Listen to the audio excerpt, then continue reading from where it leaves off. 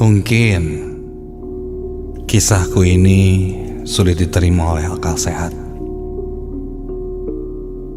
karena dimensi makhluk halus sangatlah berbeda dari alam kita. Kejadian ini aku alami sekitar beberapa bulan yang lalu.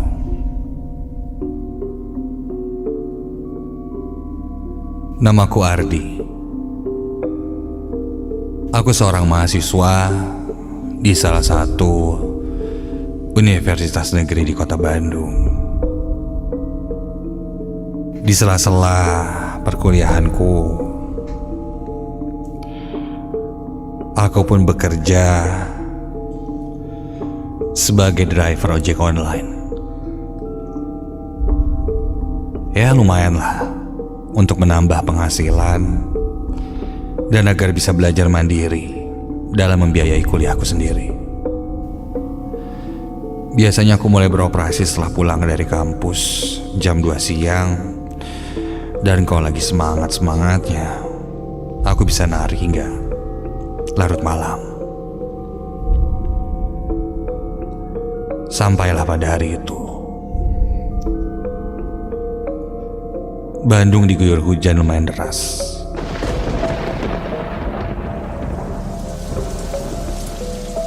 Hawa dingin sangat menusuk ke tulang hingga membuatku menggigil.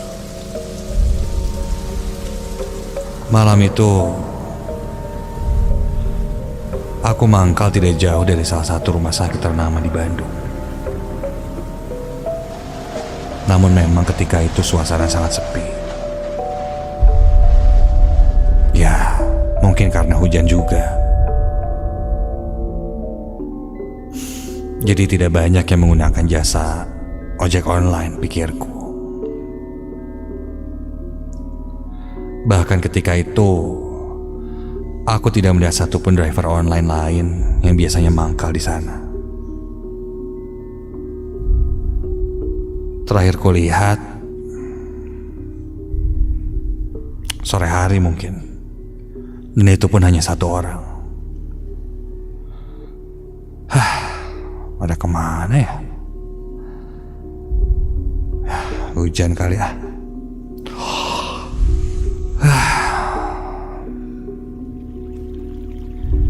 Sesekali aku membuka handphoneku dengan harapan setiap detiknya ada orderan yang masuk. Hingga tak terasa, ketika itu jam menunjukkan 7:30 malam. Dan hujan yang tadinya deras sudah mulai mereda. Syukurlah ketika itu orderan pun mulai berdatangan.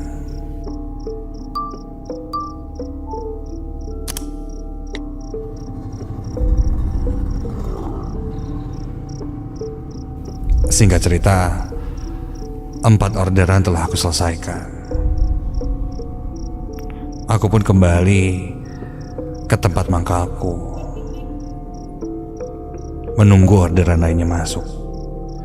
Targetku malam itu, aku harus dapat minimal 5 sampai 7 orderan. Semakin malam, cuaca semakin dingin.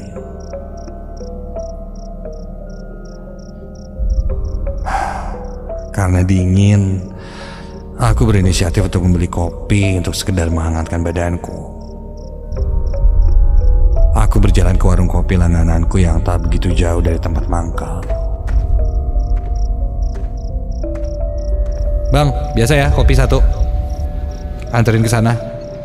Thank you. Ucapku pada tukang kopi yang terlihat sibuk melayani para pelanggannya. Aku pun kembali ke tempatku tadi, sambil menunggu kopi diantarkan.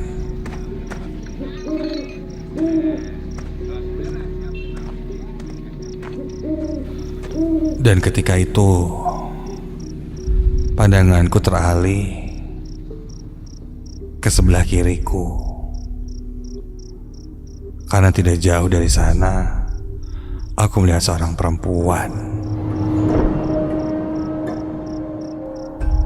Dia memakai daster merah polos yang berdiri di bawah pohon.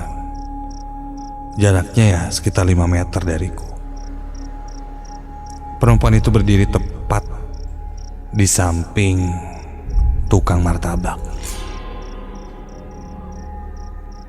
Dia memegang payung berwarna hitam dan menatap lurus ke depan. Aku perhatikan wajahnya. Wajahnya putih, cenderung agak pucat, matanya sayu, dan rambutnya terurai panjang hampir melebihi bahu. Perempuan itu hanya berdiri saja, dan sepertinya sudah cukup lama berdiri. Nungguin apa ya? Mungkin dia nunggu dijemput kali ya. Aku terus melihat perempuan itu sampai ada yang menepuk pundakku. Dan ketika aku lihat,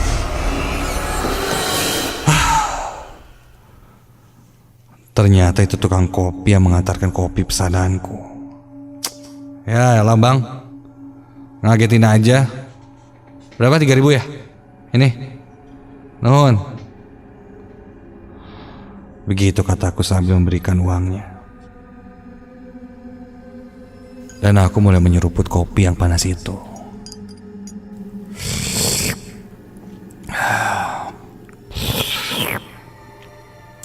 Mantap nih. Aku coba melirik lagi ke arah perempuan tadi. Loh, dia sudah tidak ada. Gila, cepat banget perginya. Udah kayak penampakan tuh cewek, ngilang gitu aja.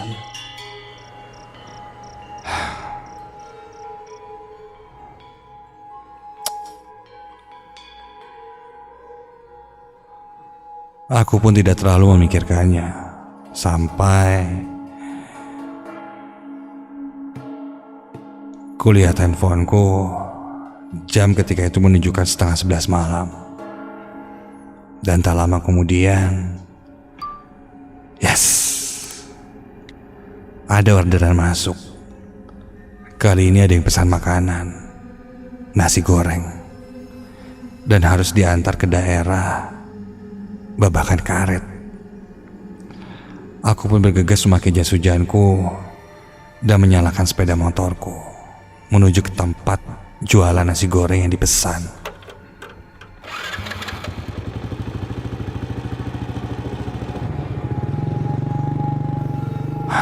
Aku nyalakan mapsku yang mengarahkanku menuju ke tempat penjual nasi goreng. Aku berjalan mengikuti maps, entah menuju kemana dan jalan apa itu. Singkat cerita, sampailah aku di tempat jualan nasi goreng. Ada satu gerobak nasi goreng yang sekilas ku baca gerobak nasi gorengnya itu tertulis Mawar Merah. Aku langsung memesan 2 bungkus nasi goreng sesuai pesanan pelangganku. Setelah selesai bertransaksi, aku pun memacu sepeda motorku di antara gerimis yang sudah mulai turun. Setelah kurang lebih 20 menit, aku berjalan menyusuri di atas pinggiran bantaran kali. Aku pun hampir sampai di titik tempat tujuan. Aku lihat di sekitarku gelap dan sepi. Hanya terlihat pepohonan yang besar dan rumah warga yang cukup berjauhan. Ketika itu kulihat nama jalan dari pemesannya adalah Jalan Mawar Merah. Mawar Merah? Loh, kok sama kayak gerobak nasi goreng sih? Ini kebetulan apa gimana ya? Aku sempat tertawa kecil. Karena sedikit kebingungan, aku coba menelepon orang yang pesan nasi goreng ini.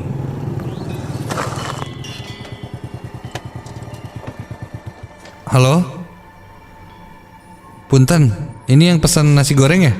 Iya, saya sendiri. Oh, iya teh, ini saya udah nyampe. Udah di titik pemesanan. Tapi kemana ini, ada kiri apa kanan? Rumahnya yang mana ya teh? Tinggal belok kanan saja, nanti ada rumah warna putih. Oh gitu, belok kanan nanti ada rumah warna putih. Oke, siap, ditunggu ya teh. Aku pun kembali menjalankan sepeda motorku dan berjalan sesuai apa yang dikatakan pelanggan tadi. Hingga tidak jauh dari pandanganku memang terlihat sebuah rumah. Rumah yang agak tua dengan cat berwarna putih. Rumah itu hanya diterangi dengan lampu seadanya. Terlihat sepi dan sunyi. Ditambah malam itu sudah hampir tengah malam juga. Suara binatang-binatang malam mulai terdengar.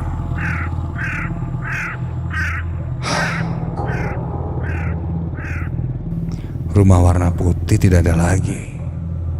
Hanya itu satu-satunya. Ya, pikirku, ya itulah rumahnya. Di sekitarnya ada pohon-pohon pisang dan juga pohon-pohon besar yang menjulang tinggi. Hingga sampailah aku di pengarangan rumah itu. Aku bergegas turun dari motor dan berjalan menuju pintu rumah.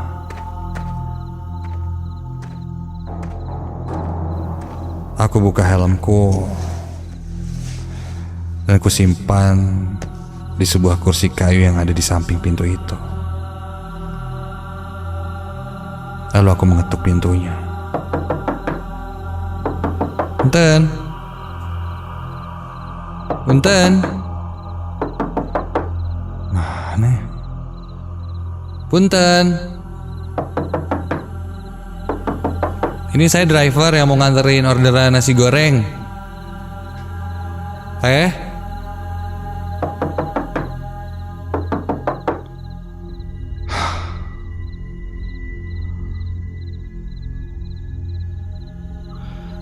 Beberapa kali aku ketuk, tidak ada jawaban. Aku lihat-lihat ke sekitar, gelap dan sepi. Punten. Pun. Iya, sebentar. Dan terdengar suara perempuan dari balik pintu itu. Aku pun menunggu hingga pintu itu terbuka. Dan aku melihat pelangganku, seorang perempuan. Tapi perempuan itu memakai daster merah polos. Astaga. Loh, aku cukup kaget ketika aku mulai mengingat-ingat. Ini kan perempuan yang kulihat sebelumnya di dekat tukang martabak. Aku sempat terdiam dan melihat perempuan itu. Daster merah polos, matanya yang sayu, rambutnya yang panjang. Aku coba berpikir positif bahwa ini memang orang yang sama. Dan semuanya ini hanya kebetulan saja. Sampai Mana nasi gorengnya? perempuan itu pun menanyakan kembali nasi goreng yang masih kupegang. Mana nasi gorengnya? Dan ketika aku akan menyerahkannya, perempuan itu tiba-tiba seperti tertawa. Gelagatnya mulai aneh. Dan tiba-tiba tercium bau amis yang sangat menyengat. Iya. Teh. Perempuan itu terlihat seperti menahan tertawanya.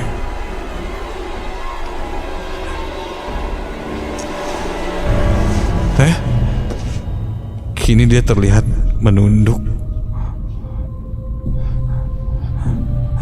Dan ketika kepalanya menengadah melihat ke arahku, astaga!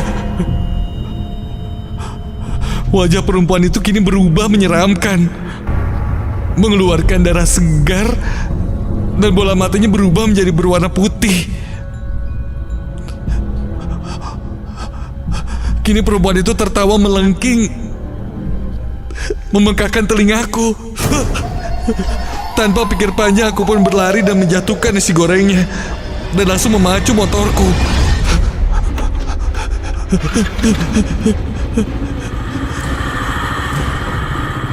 Sampai setelah agak jauh dari tempat itu, aku baru sadar helmku tertinggal di sana. Aku mulai kebingungan, panik, dan hampir tidak percaya dengan semua yang kualami. Aku menengok-nengok ke sekitar, hanya gelap dan sepi. Hanya lampu motorku saja yang menerangi jalan yang gelap itu. Sampai aku melihat ada 3 orang laki-laki paruh baya yang berjalan ke arahku. Syukurlah. Dengan suara terbata-bata, aku pun menghampiri 3 orang itu. Kang punten Kang. Boleh minta tolong gak Kang? Anterin saya ngambil helm saya Kang. Di sana. Duh, saya takut banget Kang. Punten ini mah Kang. Begitu kataku sambil menunjuk ke arah sana, ke arah rumah itu. Ketiga orang tersebut pun kebingungan, lanjut bertanya kepada aku. Kalem Kang, tenang. Akang teh kenapa? Akang kenapa Kang? Aku pun turun dari motor dan menceritakan bahwa helmku tertinggal di rumah dengan cat putih yang tidak jauh dari posisiku sekarang itu. Ketiga orang itu pun malah semakin bingung dan mengerutkan dahinya. Kang, punten, rumah yang mana ya? Di sini mah nggak ada rumah apapun Kang. Ini mah tempat pemakaman umum Kang. Aku pun akhirnya tanpa basa-basi menunjukkan rumah itu kepada 3 orang yang berjalan kaki tadi, karena jaraknya tidak begitu jauh. Dan ketika aku cari lagi rumah itu,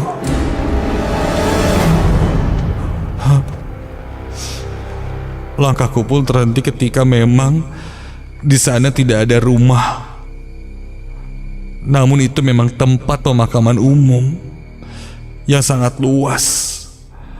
Sampai tertulis juga papan nama TPU-nya. Rumah yang tadi aku datangi tidak ada sama sekali, padahal persis di situ. Namun dari kejauhan aku melihat sesuatu.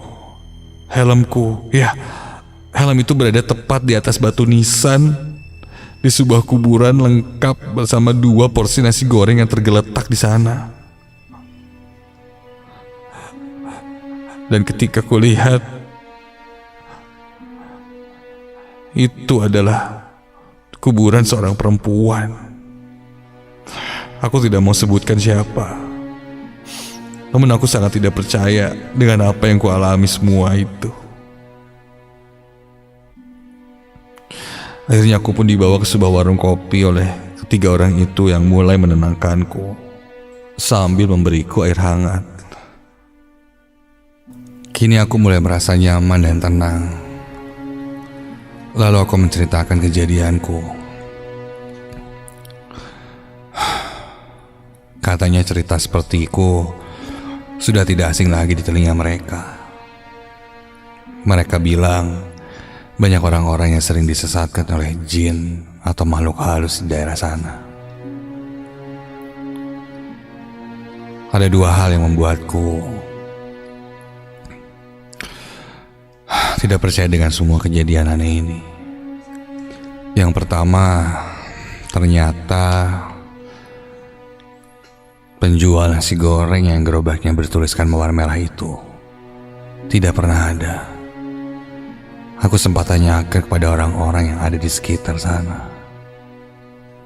Mereka menjawab tidak ada tukang nasi goreng. Dan yang kedua, ketika melihat riwayat orderan di handphoneku, aku tidak menemukan riwayat orderan pesanan nasi goreng dari perempuan itu.